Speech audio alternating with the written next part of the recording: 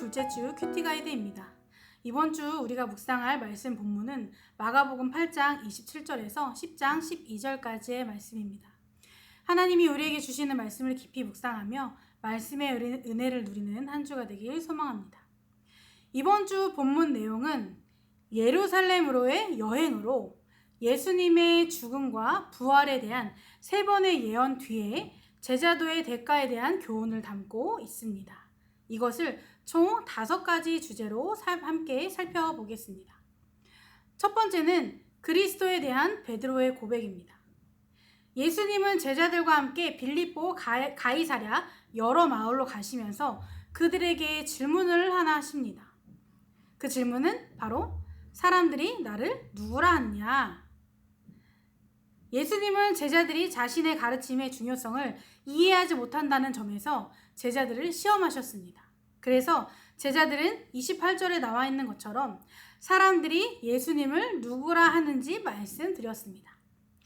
그러자 예수님은 제자들을 더 깊은 고민에 빠지게 합니다. 그러면 너희는 나를 누구라 하느냐? 그러자 베드로가 주는 그리스도라고 고백을 합니다.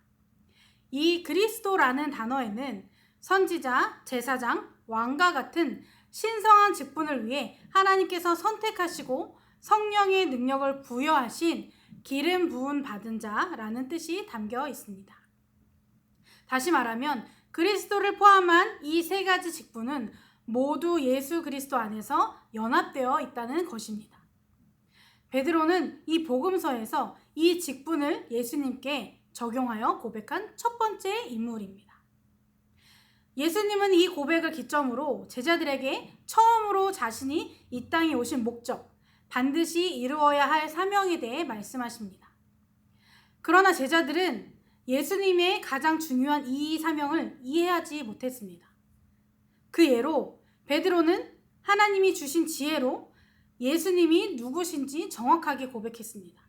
그러나 32절에 언급하는 태도는 앞선 모습과 완전히 반대로 하나님의 뜻을 대적하는 자, 사탄이라는 칭호의 의미대로 행동하였습니다.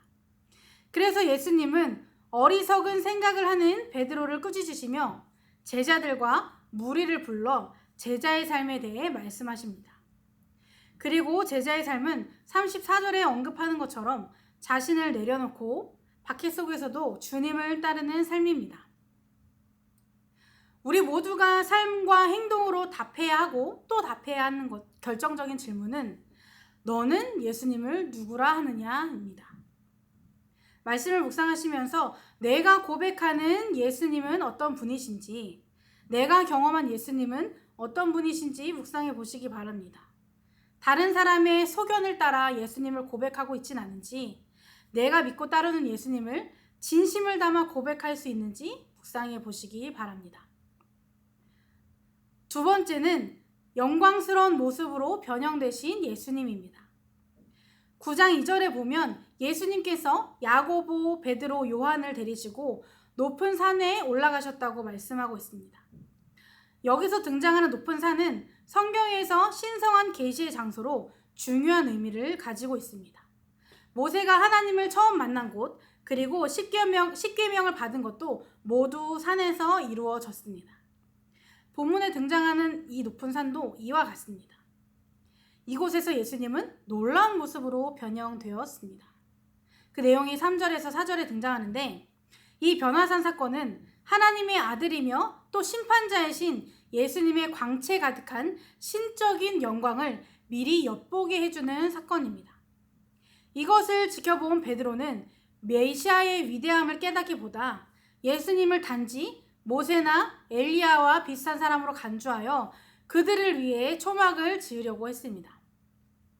이는 아마도 이 체험을 연장하고 싶었기 때문일 것입니다. 이들이 두려움에 있을 때 하나님이 이들을 향해 말씀하셨습니다. 7절에 나오는 말씀인데 여기서 그의 말을 들으라 라고 말씀하는 것은 모세가 지도자, 선지자임을 보여주는 장면과 흡사합니다.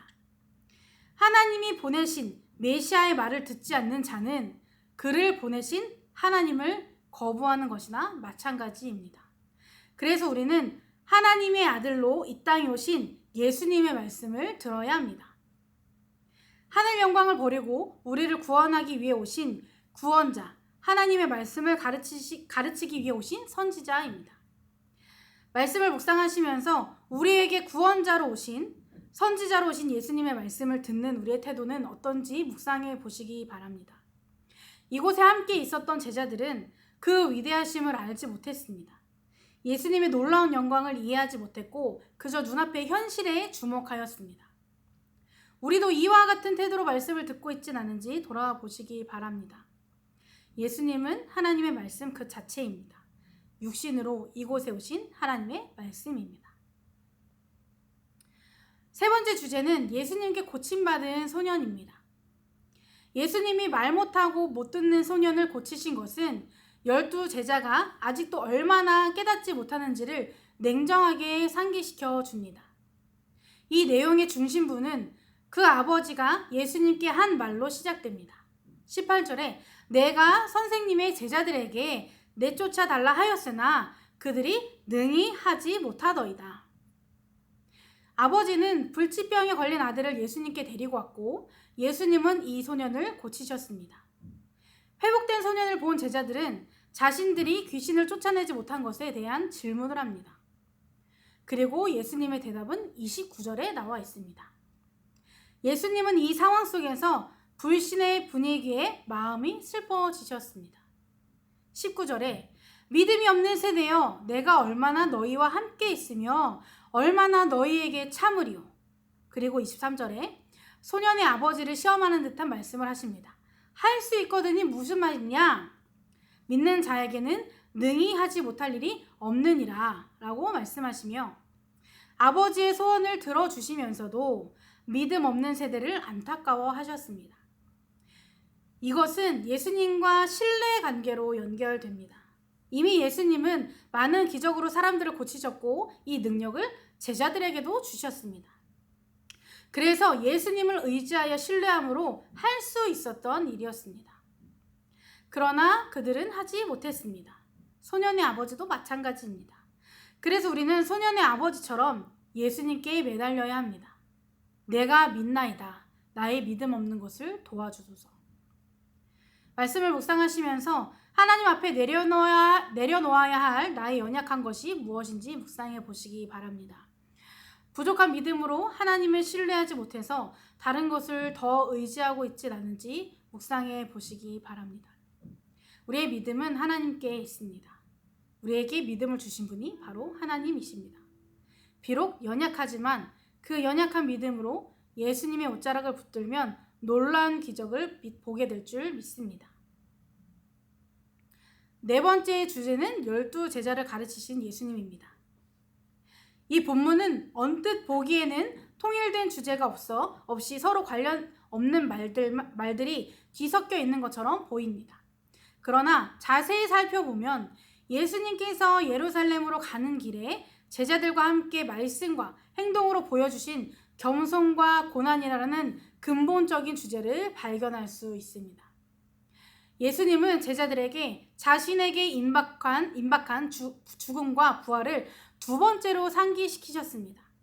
비록 제자들이 이 말씀을 깨닫지 못했지만 예수님은 앞으로 있을 가장 중요한 그 일을 위해 계속해서 그들을 깨우신 것입니다. 그 다음에는 교만에 대한 경고와 작고 힘없는 자를 받아들이라는 권고인데 서로 누가 크냐 주제로 다툰 제자들에게 예수님은 참된 제자의 표식 중 하나는 남을 낮게 여기며 겸손해야 한다는 것이고 예수 그리스도를 믿는 겸손한 신자들을 환영하는 것이라고 말씀하셨습니다. 그리고 이어서 외부인에 대한 관용과 자비에 대한 호소, 작은 자를 걸려 넘어지게 하는 것에 대한 경고, 하나님 나라의 성취를 위한 고난의 필요성 등 제자들에게 겸손의 태도를 심어주기 위한 교훈을 이어서 말씀하십니다. 이러한 교훈과 실물 교훈의 콜라주는 자기 부인과 십자가를 지라는 예수님의 부르심에 대한 확장된 해설을 형성하며 이는 제자들에게 그의 말을 들어라는 변화의 최후 통첩으로 승인되었습니다. 예수님은 제자들에게 여러 가지 이야기로 제자의 자세, 그 마음가짐에 대해 가르치셨습니다. 그리고 먼저 모범을 보이셨습니다.